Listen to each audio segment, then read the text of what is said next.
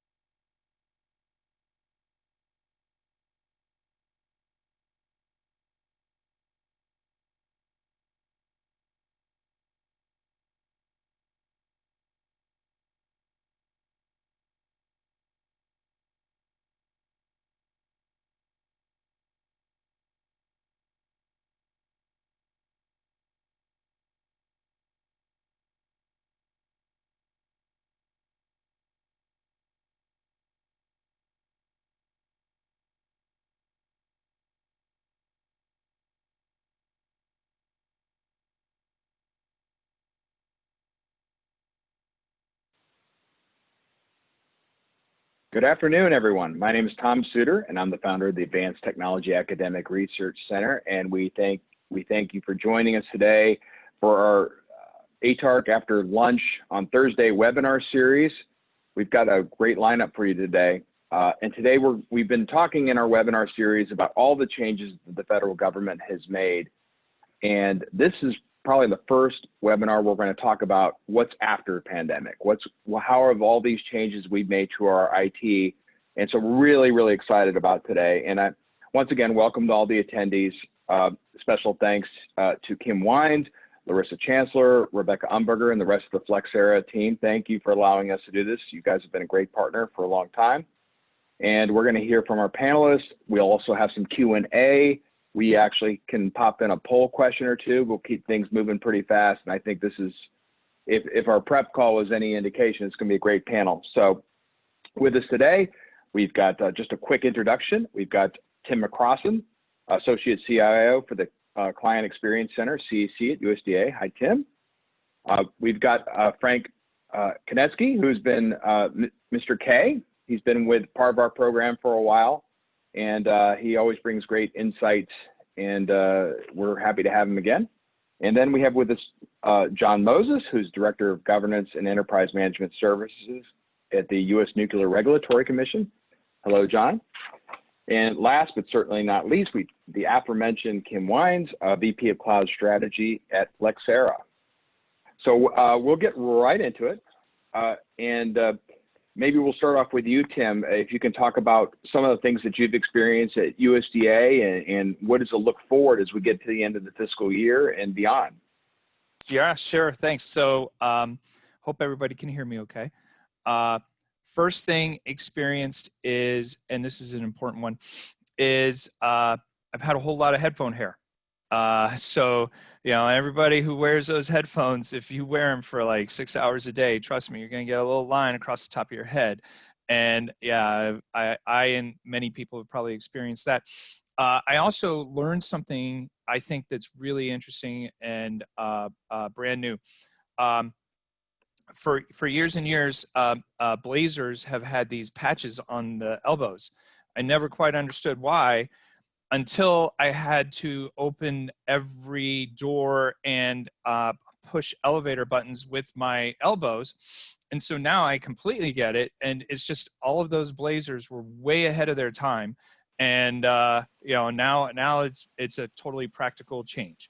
Tim, you're back in style now. I totally. What do you mean? I never left. So a couple of things. So here in this environment, there's there's a lot of tremendous opportunities that we have, and from my perspective, I always maybe I just see the glasses half full, but these opportunities have really accelerated or propelled the department into a new era of how we deliver service, right? So my organization, we basically deliver, we do the customer help desk, the email system, the deployment of laptops and machines, all of that. Somebody has an IT, we do the networks inside the buildings and all of that. And so if anybody has an IT problem in USDA, they're calling me. And traditionally, a lot of our support has been, the person down the hall, right? You know who the guy is, and you call the guy and he comes over, and things happen. Well, if everybody's now working from home, that is disruptive to that practice. And so this enhanced telework situation really forced us to change how we deliver service. And now it's, services, remote service and virtual service first. Those are our primary methods for delivering support to people. If you call, you can come in through any of the channels, and somebody will connect to you virtually to resolve your issues. And notwithstanding, we still have many types of issues in which there's hardware issues, there's network issues where we got to physically touch equipment. And so we are working through those. It's I have a great team of people who honestly, sometimes they travel around to people's houses or schedule appointments where they can meet up, sanitize equipment. That's a big thing now. Is if one of my people is touching a piece of equipment that they've never, it's not theirs, right? Bringing, sanitizing everything before they touch it, masking on. I had one guy who was traveling out to help a break fix in an area, and the news had just started reporting that day. It was, hey, this is a tremendous hotspot. And you know what? I told the supervisor, call them home, right? We're not going to send our people into a hotspot and put them at that higher level of risk. So there's a whole lot of change that has happened. And I got to tell you, even when a vaccine, and I'm certain that a vaccine will be identified, and hopefully it'll be sooner rather than later. But even in an era where we have a vaccine and people start coming back to work, and I'm not convinced. I don't think that we're ever going to go back to the way it was, right? We're never going to be back in that mode where it's, you need help with IT stuff. There's a guy down the hall. You're going to, call, hey, can you come? That's never going to happen again. We will have a minimal number of people geographically located to address those challenges, break fix challenges, hardware challenges, network issues. I don't think we're ever going to go back to regular support. It's going to be relying, probably 90% of our support will be virtual and remote support. It's also really good. Microsoft has set a date for retiring Skype. So that's fantastic. And this situation really forced us to think about Skype and Teams, and accelerated our adoption of Teams significantly. And so early March, our utilization of Teams eclipsed Skype, and now Skype is really dwindling down into a barely measurable rate of usage. And that's a good thing because it forced us off of that platform. There's a whole lot of people who are working from home, and a whole lot of people who have phones at their desk that, quite frankly, don't get used anymore. And this is another opportunity to really, hey, to what degree can we transition off of those traditional desk phones and really get you a phone, a soft phone, installed on your computer. Your computer's open. Guess what? You have a phone.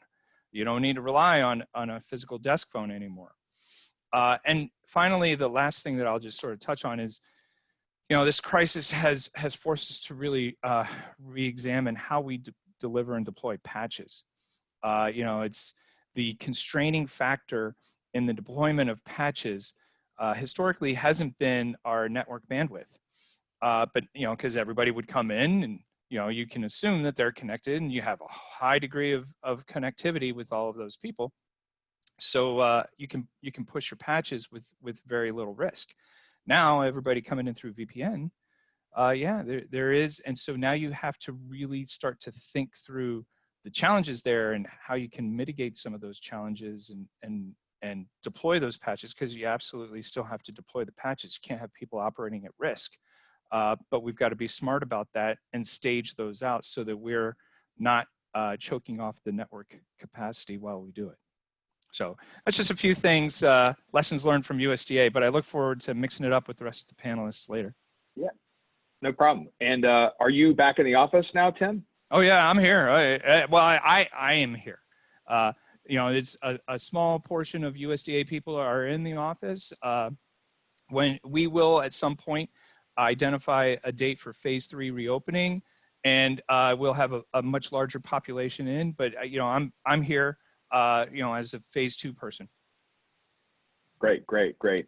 Next up, we'll go with John Moses, Nuclear Regulatory Commission. And John, you're preparing for disaster, but this was a little bit different than what you may have expected.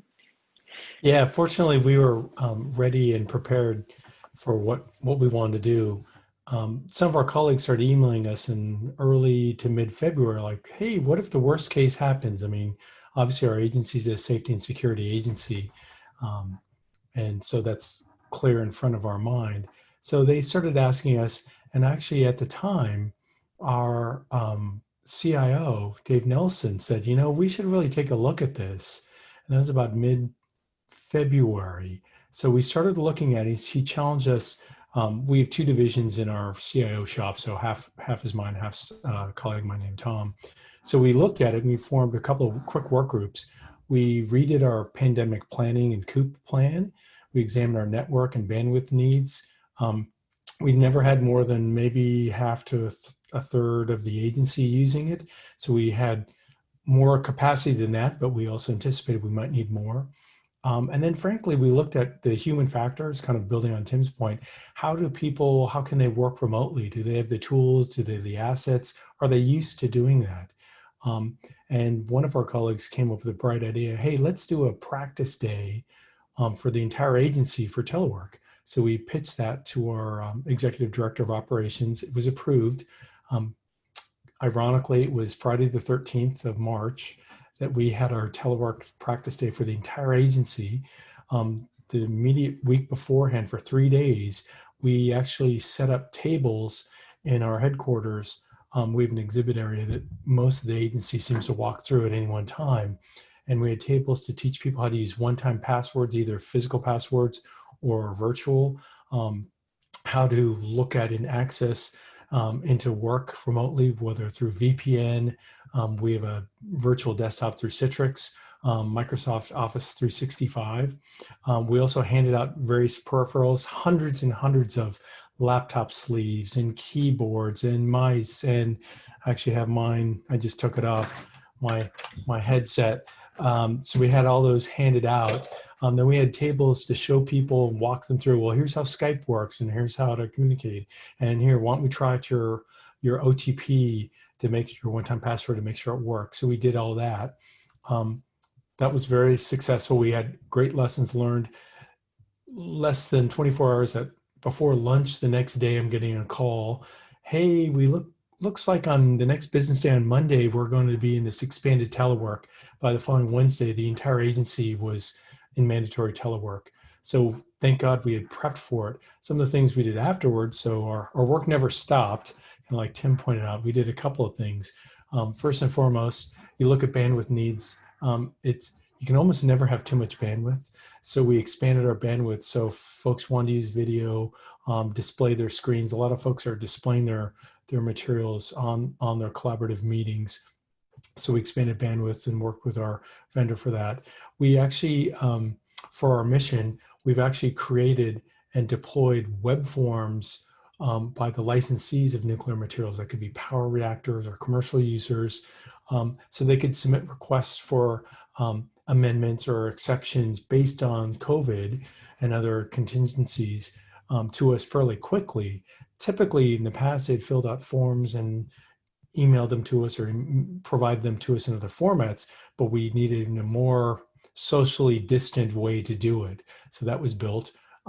We actually were in the midst of building out a point of presence. So for those of you who may not be familiar, it's a facility that's an intermediary between you and your cloud provider, and you often can get much faster access. So you reduce your latency. You can it's almost like operating at the edge. So you can build out kind of almost like a mini data center in their facility, which is literally across the street or maybe across the fence line from Azure, from Google, from everybody, all the data centers. So we actually went out to one near Dulles Airport.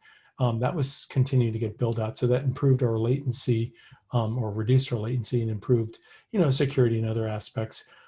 We also are in the midst of transitioning, as Tim already did. We're doing the same thing. We're transitioning from Skype to Teams as well. So we kind of never stopped our work. We have seen some things accelerating. So a lot of the modernization or the shift to more our digital experience has been accelerating. Plus, any barriers you might experience in the past, those seem to be diminished or almost washed away. Like, yeah, that makes sense. And then, of course, our cybersecurity program is pretty robust. So that's something you're always vigilant about because you just modified your let's say, surface area for malicious actors pretty dramatically. And so we made sure that was protected. We took other measures such as you can't print at home. So that's actually good because then you're actually using the digital tools and a lot of the collaborative tools to mark up documents rather than someone printing it off and marking it up and handing it to someone else who then either scans it or types it up again. So it's actually increased efficiency as well. So those are some of the things we've learned and done so far. Great, thank you for that, John. And Frank? I also took off my headphones for you guys today because I have my copy too. We all seem to have one of these right now. This is kind of interesting. But we were in a situation where we always had telework, but we never expected to telework, the majority of the airmen on a weekend and move them all out. I mean, this was something that was unheard of before. And therefore, we had to actually increase our VPN capability like immediately, which took multiple days. We actually moved hardware around, we prioritized hardware capabilities. We actually had to go and buy a significant number of laptops and other devices because most of the people on the bases live near the bases and they have desktops and they don't really want to leave and they come back and forth all the time to the base.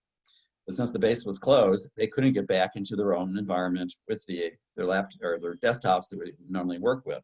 So we had to figure out a way of actually making the workforce more mobile than we ever thought was going to happen before. DoD helped to actually set up a Teams version, which was kind of like, for us, an ILL2, which is kind of like a little less than FOUO, but kind of interesting. So we can actually communicate with each other, even though you're on your own personal computers, as opposed to our particular workstations that we have in DoD. This allowed us to actually do multiple things at the same time, actually converse with each other. And besides that, converse with other people and other agencies and see what was going on, which helped immensely as we went through this. Now, we do have Teams ready in a secure environment, or IL5 is our secure environment. So we didn't have a question of knowing Teams. It was actually getting Teams out to the workforce that was sitting at their homes that weren't actually connected in a secure way to this. So as we play this more, we set up various more capabilities for mobility. We're looking at a BYOD pilot right now. We're trying to do that. We're trying to push that out as a convenience.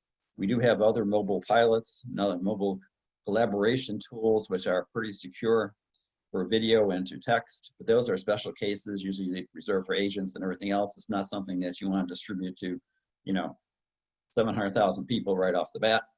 And so we're trying to figure out a best way of going forward as we go, down the path of what is the mix between who should be mobile, who should be at home, who should be teleworking. Now, since we run an aircraft system, you can't maintain aircraft sitting at home. Wish we could, but as we look forward, what could we do at home?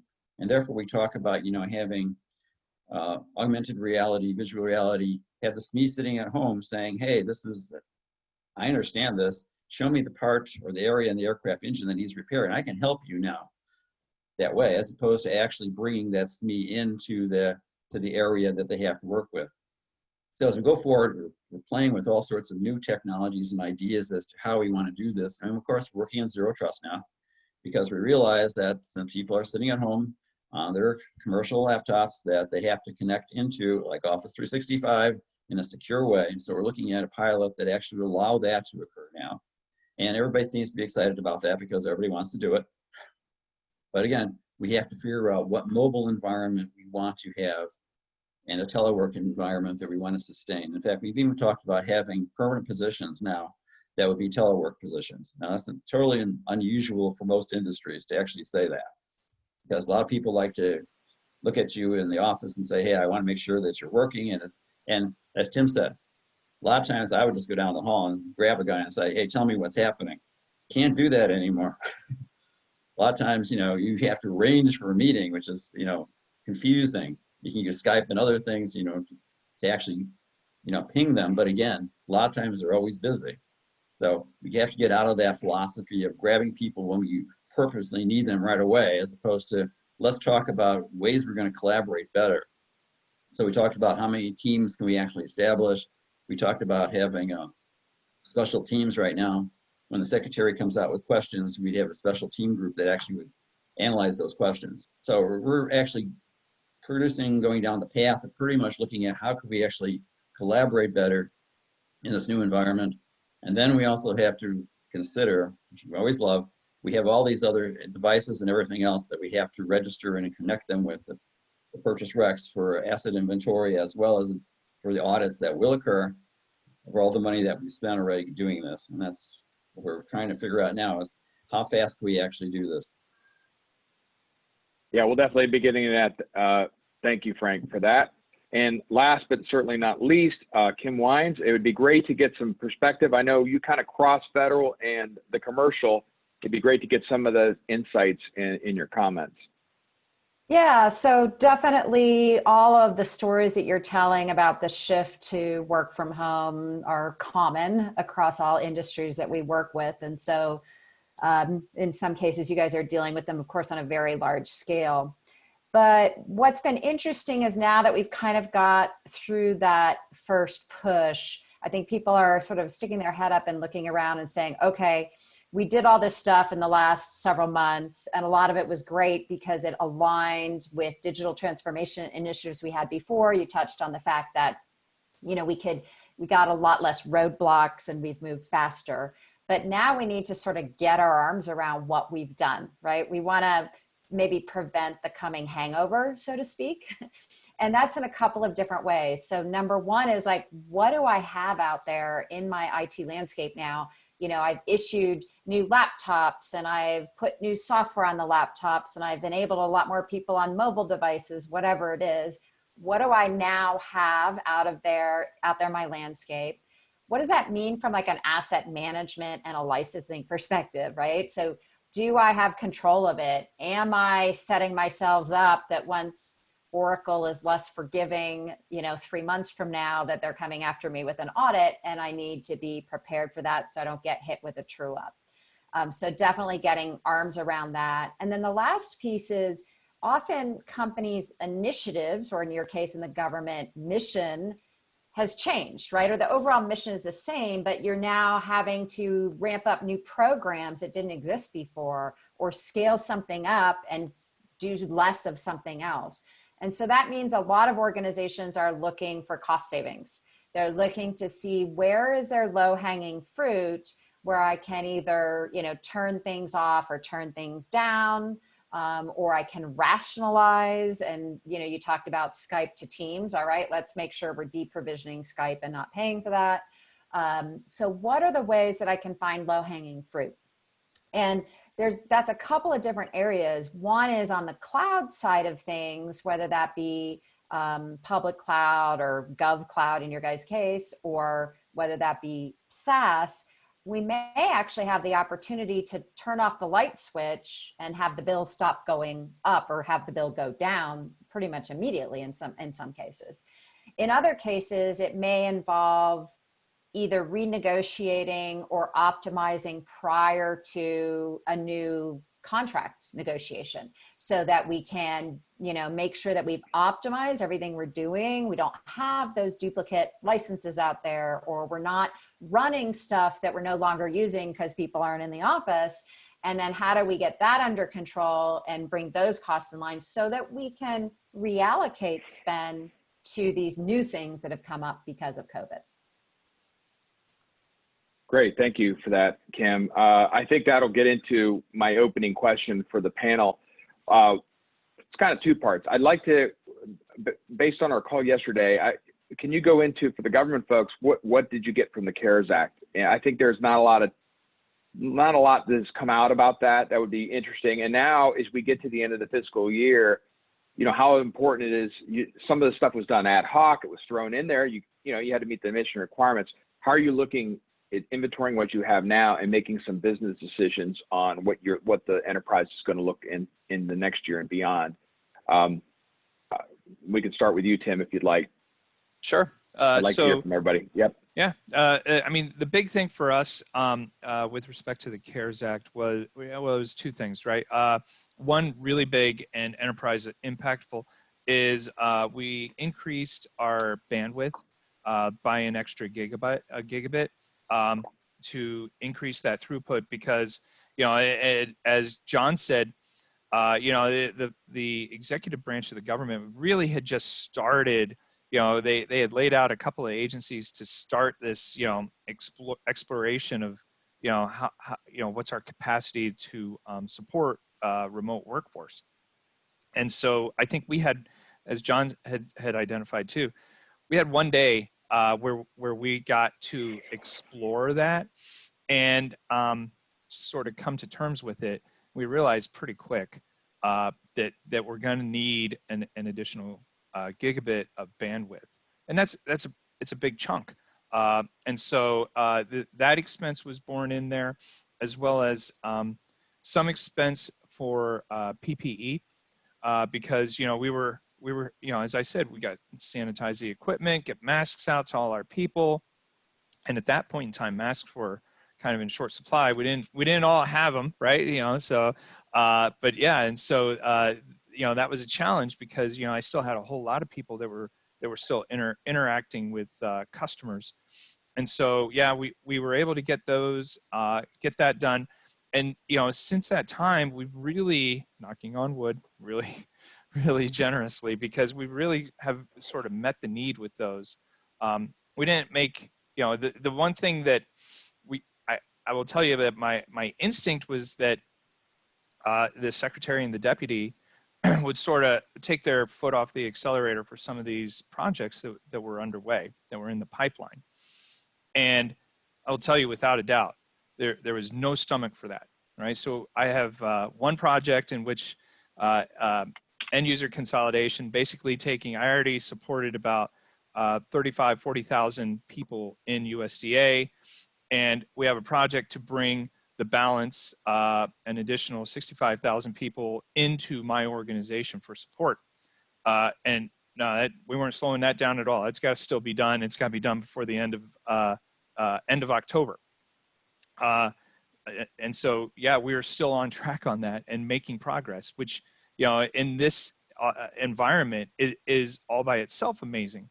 And then I have another project to flatten the network. We had like 9 different networks in the National Capital Region complex. And so, part of this is, preparation for the EIS transition. But, it's also something that, the past 3 CIOs, going all the way back to Cheryl Cook, Jonathan Albaum, and now Gary Washington, have all said, let's do this. And so now we finally did it, right? And in fact, we ordered that equipment after this pandemic started, after everybody started teleworking. And I'll tell you, it was really weird because I'm in the office in the middle of April, and in the loading ramp, we have 500 switches that get delivered on these pallets. And I mean, it's like, I was glad that there was really nobody else in the building, because, you know, we can just get these carts of pallets and take them through the hallways and get them to where they need to be so that we can set up an assembly line to get them deployed. And so, you know, that's convenient, right? It's kind of like, you know, anybody who's in the DC area, Metro, you know, said, hey, let's go and do a whole bunch of track improvement, right? And almost half of the stations in Virginia are closed down. Nobody was riding the train anyway, so there's hardly any impact. You know, I want to go and do the network. There's hardly any impact if you're doing the network because nobody's on it anyway in the headquarters building. So this was a good opportunity to do that, and we achieved it. We flattened the network about a month ago, and so, you know, that was I would say transformational type of experience for USDA. Cool. John, you want to add anything? Yeah, so we have a couple of things that we've been doing as well, and I would agree with Tim that it presents new opportunities. So we had no delay or pause in any of our activities. If anything, it's accelerated other ones, like driving towards a digital experience.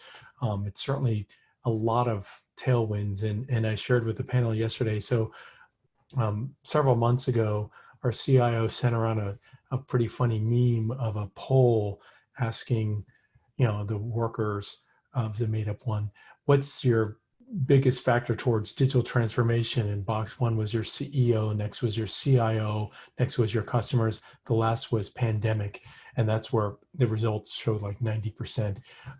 It's certainly the impacts of the pandemic have reduced the barriers that once appeared to be insurmountable or difficult. I think, as Tim probably alluded to, prior CIOs, lots of reasons came up, but now it's a little harder for those reasons to really take hold.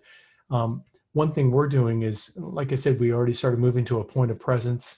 We're continuing to do that. I didn't mention, we're in the midst of infrastructure refresh, same thing as Tim. We have large pallets of equipment coming in. There aren't that many people, so it's a lot easier to do that. We're actually in the midst of updating and modernizing a lot of our physical space in our buildings. So that's been actually accelerated because there just are fewer people in the complex. So it's a lot easier to do. My team was actually in the midst of building out a whole conference room capability. The challenge with that is early on, some thoughts were, well, let's build out the large conference rooms for social distancing. But then a counter argument might be, well, actually build out the small conference rooms because those almost turn into small, full-featured, modernized, capable offices, because we have a lot of cubes and things like that going to more open space. So that's where the inflection point is, I think, at some of the decisions. Likewise, we're in the midst of pursuing, and we're going to engage in a much more wholesale enterprise architecture effort, hopefully starting this fall, but nothing slowed it down. Everything, if anything, is speeding it up. We're looking at, does it make sense? We recently upgraded to our VoIPs solution. Does it make sense to look at an alternative? And I'm not going to steal Tim's thunder because he had a great point yesterday. But looking at the assets one has at their desktop may not be the best way to do that, because now we're all using the tools like this. So if you spend your money on these tools, it's just like the story was several years ago going to cloud. Back then, you're dumping a lot of money into your data center, but then it's shifting out to dumping into your network so you can get to the cloud to refresh that. So it's the same kind of thing. It's the centrality of the end user experience. And what do they need? They need laptops. They need decent collaboration software. They need bandwidth to support that. They need training to how to use it and maximize that. And they also need security. So those are some of the things that we've continued with unabated. Great. Frank, you want to add a little bit to that? Sure. This is kind of interesting because when John was talking, he reminded me of a discussion we just had like a couple hours ago. It was like, what endpoint security should we have now if we're going to go to a zero trust architecture? Especially since if we're going to be using GFE equipment, are you using something else? So it was, people are thinking about this now, because otherwise we'd just be buying, refreshing what we had already, or going towards, a wholesale buy for all of DoD. And now we're looking at, well, I'm not sure anymore. Maybe we think about this a little bit better now and figure out, well, if I have a laptop, do I have a phone, do I have something else that I could actually change my endpoint security, which means the licensing would change, the inventory would change, and everything else would change again. And I think that's one of the factors that we, are pushing forward to. I mean, we've gone down a BYOD path pretty quickly now. It's in testing right now, and so that was a push for COVID, because we wanted to be able to actually have the airmen have some connectivity in an easy way, as opposed to everything else that they have. And so I think that, the push now is, what can I change?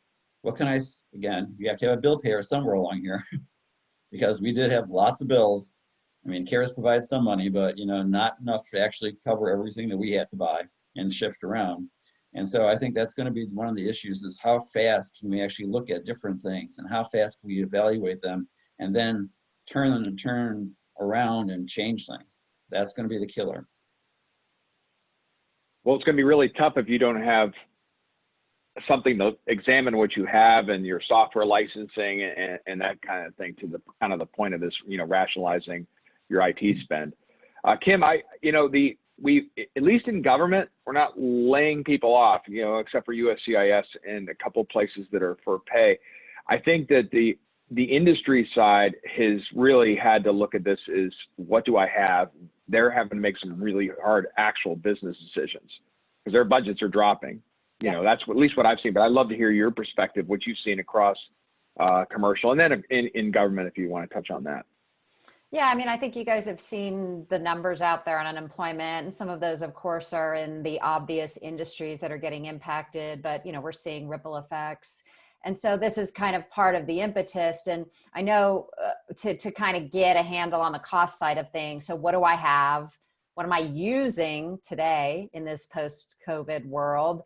And what do I need going forward? And then how do I get my costs in line with that? So whether that's, right sizing, or, getting rid of support for things we don't need, or getting our licenses under control so we can negotiate something down, or getting our cloud spend under control, whatever that picture looks like, that's a big focus for people. And I know a few of you, I'd love to throw it back to the panel, had mentioned on our call yesterday that even before COVID, right, cost savings and reducing your cost model, or optimizing your cost model, was important. Maybe talk a little bit about that journey that you've been on, and if that's changed at all with the impact of the pandemic.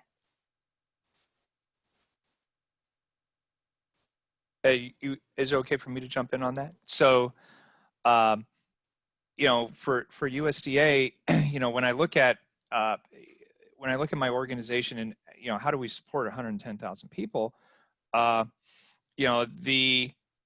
more stuff, the larger the number of applications on a particular device, laptop, desktop, it's going to cost me more to support it, right? And so right now, as I look through, it's going to be crazy because the data is not perfect, but something in the order of 35,000 unique software applications. And so each application, if it's a different version, it counts as a different application. But yeah, and the average number of installations for our software applications is 2. I can't scale that, right? And so, now we're in the process of, I think that we're asking the right question is, okay, if our average number of installations for a piece of software is 2, we should be aiming much higher, right? And granted, I have some applications that are installed at 110,000 instances. And so that means that everybody's got it. And that's exactly what I want. And so increasing that average installation rate is something that's very important to me. And decreasing the overall number of unique software applications is also interesting, because it's going to make my service desk, my support group, more efficient, right? If we have fewer things that we have to support, fewer things that can go wrong, I have fewer things that I have to test. And then my team who are dealing with customers is going to be better equipped to manage those questions.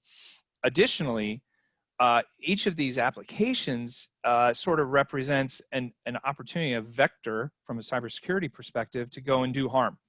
And so it's more onerous for us to secure with that larger number of applications as well. And so, really, I think we're all sort of mobilized on this. And as John mentioned earlier, is going back to the basics on enterprise architecture, right? Technical reference model. That's what, and so my organization has traditionally been in the mode of saying, hey, the customers are always right. And if the customer says, install this or install that, we're going to do it. Do they have a valid license? Has it been tested? And if provided both of those are yes, we're installing it. And so now, the question that we're asking, which I think is the right question, is should we install it, or can we get all the mission areas together to really think about, what are instead of having 15 ways to slice the cat, can we just have, 1 or 2 or maybe even 3 and decrease that number of total software? John or Frank, you want to chime in? Yeah, I'll chime in. I'll chime in on this one. This is the problem space we have all the time. Since we are a spread out organization with 150 installations across the world, everybody likes to do their own thing at some point in time, especially when we have applications that are run at a particular base and only at that base. Sometimes they add different capabilities to it. And so it's difficult because we have contractors come in to build systems for us, and they put their own things on the bases as well as the enterprise level. So we have to maintain a real good inventory as to what's going on, because some things pop out of nowhere. And we always ask the question, well, who purchased that piece of software? Do they have the license for it? Is it going to be spread across multiple bases? So we have to keep track of this now. My favorite is, how old is that piece of software? Because sometimes we have real old stuff out there because people like it. Doesn't mean it's a good one, it's just they like it because they're used to it. And a lot of the engineers like old software, you'd be surprised, but it's true. And, especially in cybersecurity areas, I mean, this is very difficult. I mean, the cybersecurity guys have their own set of tools, and they always have a problem with that set of tools because they have too many tools, because every new tool adds some feature that they want, but doesn't replace the other features that they already have. And so therefore you see them multiplying on top. In fact, we have an initiative to actually decrease the number of cybersecurity tools because there's too many now, and you can't really operate effectively with that many tool sets. So there's a way of looking at this, is we have to have this inventory. We have to figure out, where is it coming from? And then we have to figure out, are we responsible for the licensing costs? And of course, it's always, when we talk to the vendors, they're always looking for true ups. They always tell us, we have all these licenses out there, and we're like, well, let us go check. We're not sure. And this is the way we start checking. We also have, if somebody tells us that, that version of that software is not secure, the question becomes to us, how fast can I find that version of software throughout the entire Air Force? That becomes hard, especially for the older versions of software. Or, they always, like Skype is going away. Well, now I'm going to have to go and look everywhere, see where I have Skype, and look at the impact of what are they going to replace it with. Let's hope it's Teams as opposed to everything else. But, the way people are out there, it's a question of, they're having especially unique capabilities that they want, and therefore it becomes difficult at times. So license management is a big deal for us as we try to figure this out, especially since we are buying more laptops and other equipment. We're going to have to actually keep track of that pretty well. Yeah, it definitely changes the threat vector to a degree. John?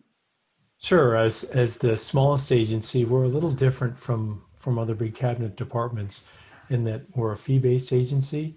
And, historically, our agency used to be the same agency as Department of Energy when the Atomic Energy Commission existed. It was a big agency. They split it into two parts, one with Department of Energy, the America Science Agency, And then we're the safety and security side to make sure that the civilian use of nuclear materials is secure and safe. So because we're fee-based and we reflect the usage of our licensees across different sectors, whether it's power generation or medical use or construction, other commercial uses, et cetera. We've been shrinking over time, so therefore cost pressures and optimization is kind of our bailiwick. We even actually have several internal requirements for that and statutory requirements. So we convened in 2018 for about 4 or 5 months. We convened an agency-wide task force to look at the centralization and standardization of IT. So I was one of the lucky 2 co-chairs. So we came up with 8 recommendations. One of them was centralization of software and hardware assets, because some of our mission offices, and we have 4 regions, a training center and mission offices, and then 50 locations where inspectors are at resident locations for prompt response, and so they can make sure everything's safe and secure. So based on that, the following year, well, not even the following year, as we switched over to 2019, we started implementing that. So first, we looked at different versions of software, types, whether they could be purchased in larger quantities, kind of the economies of scale. So we started doing that for enterprise agreements. We updated the technical reference model to reflect what should be in it versus what had been lingering wrong. And as Frank and Tim both alluded to, people didn't get rid of, but they really should have, because it's not really either secure, or it's not a good investment, or it has old features.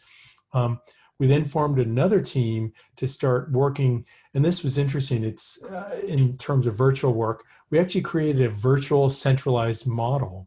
So even though it's centralized and it's kind of centralized in the CIO shop, it's actually carried out across all 4 of our regions and several offices. So if we were on this call, well, maybe Tim and Frank would handle the purchase of the Microsoft agreements, and then Kim and I might handle IBM licenses or something like that. So even if we're in different locations or different units, we did it in a coordinated, centralized way to drive down costs, increase efficiency. And then we did one more thing that was pretty fortuitous. As we're modernizing our fleet of laptops, they actually had a survey to every user to make sure that when they're migrating, Tim knows this better than me, I'm sure, you're migrating assets over. So they had a survey and they filled out what they had and needed. Well, then that became, well, we have a different version of that, so you should use the standardized one. Or we'd have an inquiry, well, you have this unusual tool there. Do you still really need it? Or we have these 2 other tools? And actually, with very few exceptions, people are pretty happy to get the new tools or the new features. So that also gave us another entree to strip out a lot of the detritus of or chaff of software that's kind of hanging out there. And then last, routinely when we do cybersecurity checks, we use a variety of tools to scan what's on the network, whether it's patch management, cybersecurity, and tying into our asset management capabilities to kind of keep cleaning and make sure it's fresh and taken care of. So that's kind of how we did it across. We're still in that process. We're still carrying out, and we actually develop MOUs across our organization. So if Frank and I are buying something, we have an MOU to make sure that we're all in alignment. Yeah, we're going to buy this amount and this person, et cetera. So it stays controlled and coordinated. But that's kind of how we've been doing our approach. I think that's kind of genius to offer the new thing to get rid of 5 old things. I think that's a good way to kind of rationalize your things. I'm gonna steal that idea. That's a good one. Well, I like that. To your point, Yeah. that's also a risk, right? The old stuff is often where vulnerabilities can be concentrated. It can be harder to patch it. And so keeping current and also planning for the future, right? Like if we know that we have stuff that's out of date in this particular business service or application, that's something that we may want to plan to retire, replace, update, modernize, whatever that's going to look like for that application. So having that picture is really important. Great. Hey, let's do a couple, Alyssa, let's do a couple poll questions real quick. And then also get your questions ready. We have still some time for questions. We could pop in a question or 2. Please feel free to ask something. So here we go. How confident are you in your organization's overall response to the pandemic? And then what is your biggest challenge with COVID-19? We'll give it 10 seconds. So everybody hit it quick.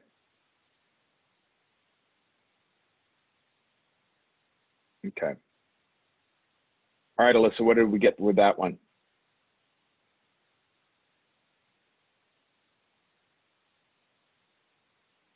Interesting.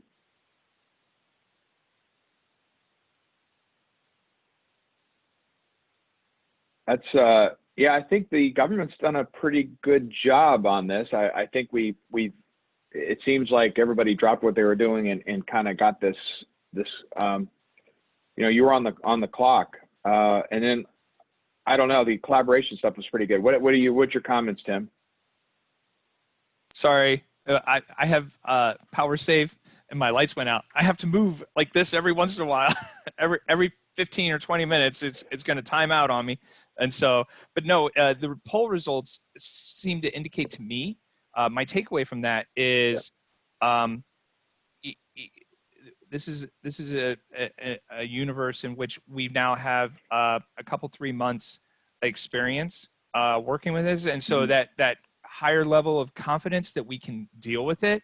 You know, I would say if you asked us in late March, early April, I would think that it would be a very, very different poll, especially on that first question. Oh yeah. You know, what is your confidence rating? Because nobody knew, right? I mean, this is uncharted territory for all of us. Now, yeah, I think that, you know, we may not, I feel like we've adapted, right? There's been an adaptation to this new model for how we're going to operate, how the mission of the organization continues in the face of this adversity. And in fact, how can we still make progress, right? And move out on new things, start out new opportunities.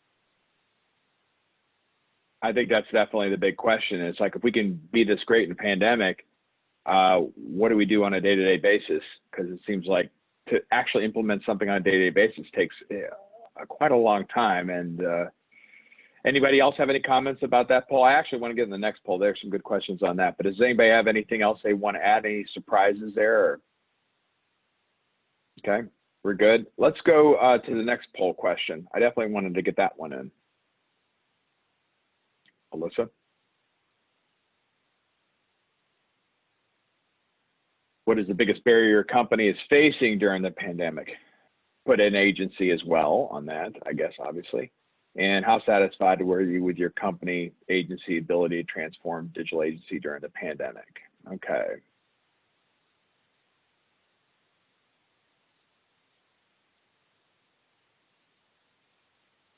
Very interesting. Okay.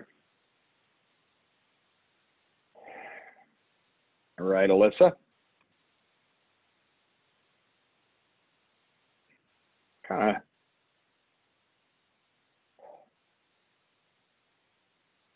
of very interesting.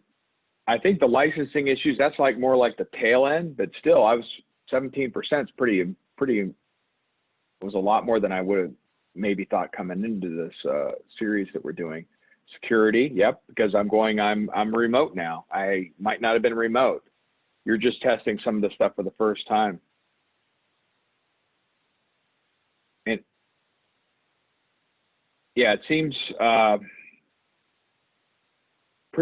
the digital agency, going into a digital agency, I think the government has done a great job. You know, pat yourself on the back. I think you've done a pretty good job getting everybody out in the field, getting them laptops, changing the way we do business. I can't roll my 96-year-old grandmother into the Social Security office anymore. You know, I've still got to inspect meat packing plants. So very, very interesting. Anybody want to comment on that? Any surprises for you there? Yeah, I think we all knew the security and the IT resources were going to be there. I mean, that was a given. Yep. Yeah, I think you're right. I was having a conversation with an analyst from Gartner just yesterday about this, to say, hey, are you guys seeing increased audit activity yet? And the answer was not yet, but we think it's coming. You know, everybody right now doesn't want to be the bad guy. And also a lot of those depended on sending people on premise to, put feet on the ground or boots on the street, however you want to say that, in doing those audits. And now that's not possible. So I think that that's going to be part of the potential hangover aspect that we'll have to watch out for and keep an eye and see how that evolves over the rest of the year here. Yeah, the bills are just coming in right now, right? The bills I think the bills bills may are come coming. due. Yeah, well, And even I under think the with CARE Act, yeah, go ahead. it was structured Yeah. that you could actually get CARE Act funding and pay for something that even before you, let's say, got the funding for the CARE Act, if you're scaling up. I mean, that's how it was structured. So you're right, the bills are still coming. That's one thing I think. We got a small amount of money for the CARE Act, and we used it, I think, well. So for instance, we actually paid for a lot of consumables like mice and break fix equipment, laptops, things like that. We use it for bandwidth expansion. We use it. We actually are just starting to use that for business process transformation. So we know we're going to have to change the processes because they're structured for either manual or paper-based. But as they go digital, you need to do that. So that's kind of the other bucket. So I think that's coming through. The other thing is, having been on the front end of that side of it, is the reporting requirements for the Joint IG Task Force. I think it's called the PRAC, the Pandemic Response Assessment Committee or something like that, if others remember the exact name. But so that's for the agencies that got a large amount of funding, that's going to be even that more complicated. We didn't get that much, and it was pretty clear, and we're paying very close attention to tracking and tracing what it is spent for, and only for the needs that are provisioned in the CARES Act. Yep, interesting. And Tim, I'll use USDA as an example about productivity. You have EAS there in Fort Collins. They are used to being co-located. A bunch of developers are working on these projects, and they have contractors, and they're all co-located, and now they're all remote. So not only do they have to have new capabilities as far as telecommuting, but they have to have new collaboration tools. Where are we now that we've gotten over the hump of getting everybody basic communication? Is the work of government going fast? Is it, as of today, is it going slower, faster, the same?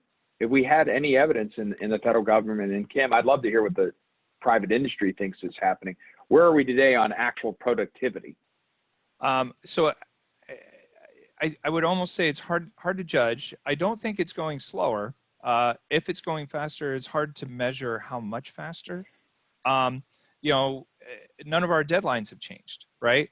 And so, yeah, and maybe the fact that we've accelerated certain activities, maybe that could be the barometer for the degree to which it's going faster. There's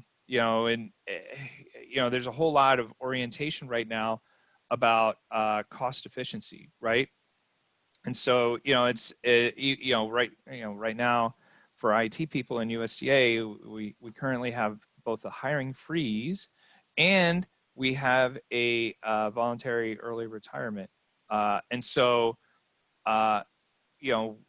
there is this sort of idea, this notion that, we can be leaner and we can try to identify some opportunities to better leverage people and scale what we're doing using automation. I mean, just for example, just today, I mentioned earlier this transition from, desk phone, traditional desk phone on my desk to a soft phone, right? And, we did that, we're doing that.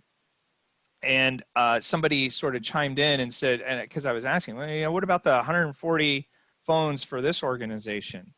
And, the response back was, yeah, we did some digging, and there were 140 lines that we've been paying on every month. It's just nobody in the mission area ever told us that those lines are no longer used, right?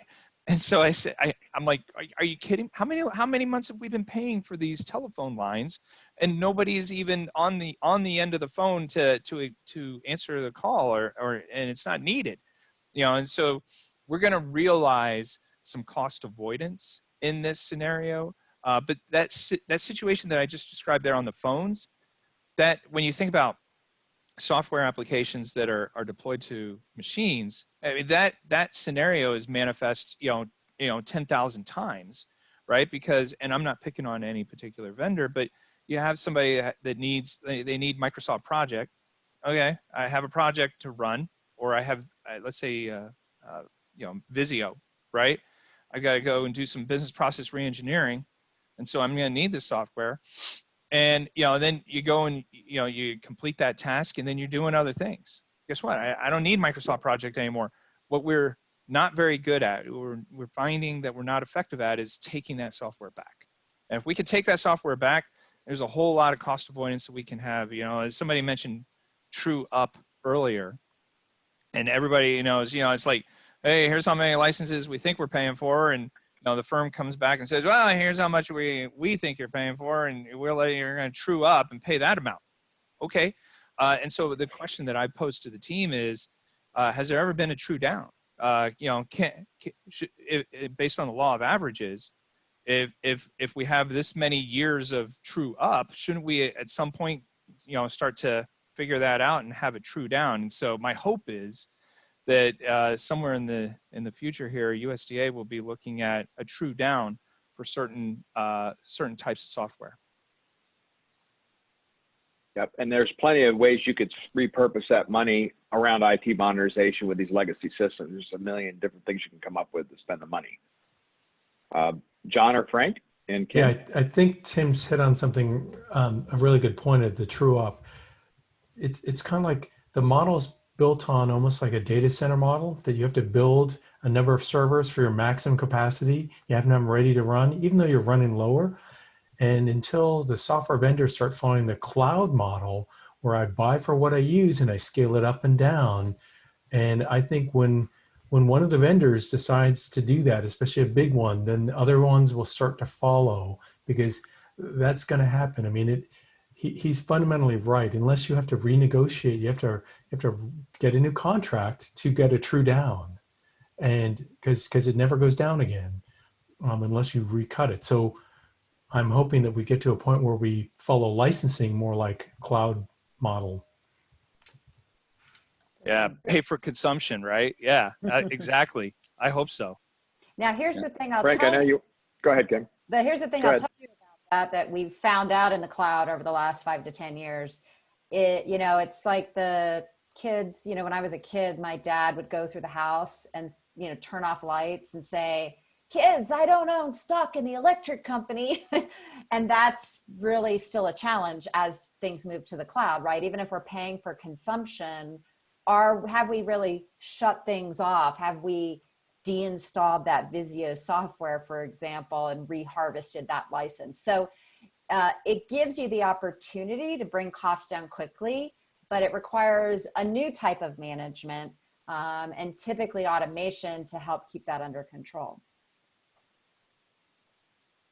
And Frank, yeah, go ahead. Basically, yes, you need automation, because you can't do this without automation. I mean, and we've been down that path already, that you have to do this. Otherwise, true ups are always higher. I mean, they're never lower. I've never seen a true up that goes low until we actually can show something physically to the person that says, hey, this is what we've done, and the inventory is correct because you believe it's correct, because we do this every day. They don't believe that. They rather run their tools on our network to tell us what we have, which is always a fun thing. Consumption models be interesting, but a lot of times they're pushing, enterprise services. Here's an enterprise version of this. We expect you not to exceed X number. That only forces everybody, that encourages everybody to go really up to that number right away, if not over. So, the models are there for you to increase your footprint of their whatever tool it is all the time, and just you have to watch out for it, because otherwise you're going to be spending lots of money, and it seems like you're not, but that's the way it comes out to be. Is a potential model to hire a company or contractor to kind of manage this process and have a share in savings, how much they save? We've done this before with like phones. You hire a company and I forget what they call them, but they go in and they look at your bills and, 13% of the phones haven't been used in the last year. Is that maybe an idea for software to have somebody that does that doesn't manage your systems or anything, that there's no conflict. Is that like a thing, or? We've talked about it. We've talked about having brokers that actually would be a broker between us and the vendors that sell.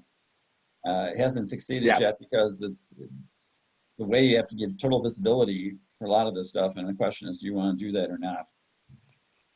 And then the question is, how much do I got to cover? I mean, the broker's going to cost money.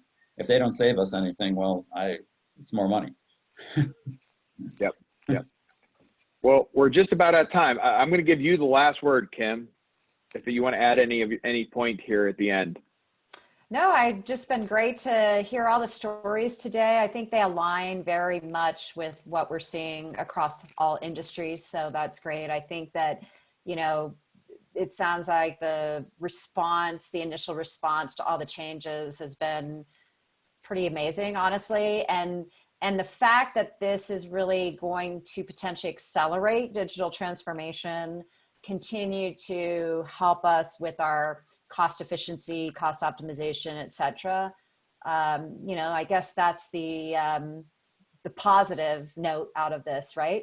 That we might be able to use this to continue to progress even more quickly on our large IT initiatives. But, we're kind of giving people the heads up to watch out for the coming hangover, right? Let's get things under control of everything we had to do quickly. Let's make sure that we've got, whether it's licenses, whether it's assets that are out there, so that we can continue down that path towards digital transformation, towards that cost efficiency. Great. Well, thank you, John, Frank, Tim, and Kim for the conversation. I actually learned a lot. This was fantastic. And thank you all for sticking with us this afternoon. And I think we have our next lineup, Security in the New Digital Age. And it's our working group virtual launch with security. And we've got a fantastic lineup with some familiar faces there. So we will see you next Tuesday, I believe. And thank you very much for your attention, and have a good day. Thanks all. Thank you. Thank you.